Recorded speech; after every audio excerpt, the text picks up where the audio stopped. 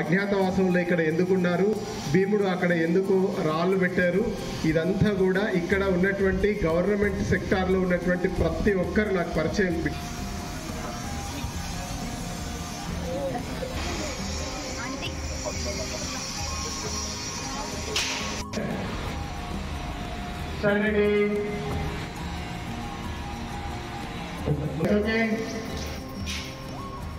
అంతర్జాతీయ యోగా దినోత్సవ శుభాకాంక్షలు తెలియజేస్తూ మనం ఆసనాలు చేద్దాం. రెడీ అందరూ? నవ్వుతారా? Right, okay. మైక్ లేకుండా అయినా పర్వాలేదు కదా? రైట్. వచ్చండి. 1 పూర్తి కిందికి మాట్లాడద్దు. శ్వాస వదులుతూ నెమ్మదిగా పైకి లేవండి. నా పేరు పోషాల శ్రీనివాస్.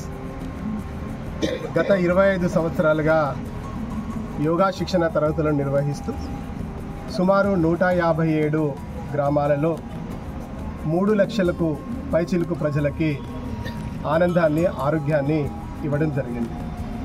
11వ అంతర్జాతీయ యోగా దినోత్సవం సందర్భంగా తిరుమల తిరుపతి దేవస్థానం కృష్ణమూర్తి గారి ఆధ్వర్యంలో రాజేందర్ రెడ్డి గారి ప్రోత్సాహంతో వైబ్రెంట్ అకాడమీ హనంకొండలో ఈరోజు 11వ అంతర్జాతీయ యోగా దినోత్సవ కార్యక్రమాన్ని దిగ్విజయంగా చేసుకుంటున్నటువంటి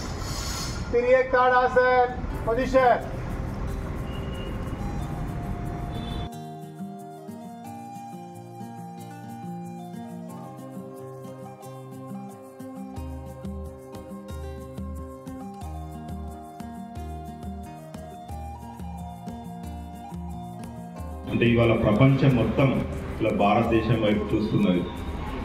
ఎందుకంటే భారతీయత అంటే హిందూ ధర్మం అంటే ఇదేదో ఒక మతం కాదు. అంటే ఒక మనిషి ఎట్లా ఉండాలి అంటే క్రమశిక్షణతో ఉంటే ఎట్లా అంటే ఒకటి quotation the sound mind in a sound body అని.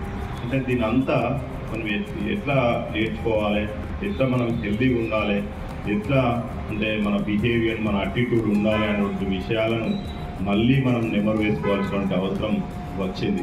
ఇప్పుడు మీరు చూడండి, మార్నింగ్ వాకింగ్లో నేను చూస్తూ ఉన్నా, రాగి జావా, అదేంటిది షుగర్లెస్ స్వీట్స్, షుగర్లెస్ కాఫీ. ఇది పరిస్థితి. మనం అంటే పాతకాలం లోపల స్వీట్స్ తినడానికి లేవు, అన్నం తినడానికి లేవు. అంటే మనం ఇన్ని డబ్బులు సంపాదించి మళ్ళీ ఆర్టిఫిషియల్ ఇంటెలిజెన్స్, చాట్ జీపీటీ అని మనం చాలా గొప్పగా చెప్తున్నటువంటి సందర్భం లోపల మళ్ళీ ఘోరమైన విషయం ఏంటంటే, ఏ రోజైతే డబ్బులు లేక జొన్న గడక తిన్నామో, ఈరోజు డబ్బులుండి జొన్న గడక తినేటువంటి దౌర్భాగ్య పరిస్థితి సమాజానికి వచ్చింది అని అంటే ఇది చాలా ఆలోచించాల్సిన విషయం. నిజంగా నేను చాలా హ్యాపీగా ఫీల్ అవుతున్నా. ఇట్లాంటి శ్రీనివాస్ గారు ముందుకు వచ్చి, సార్ నేను మీ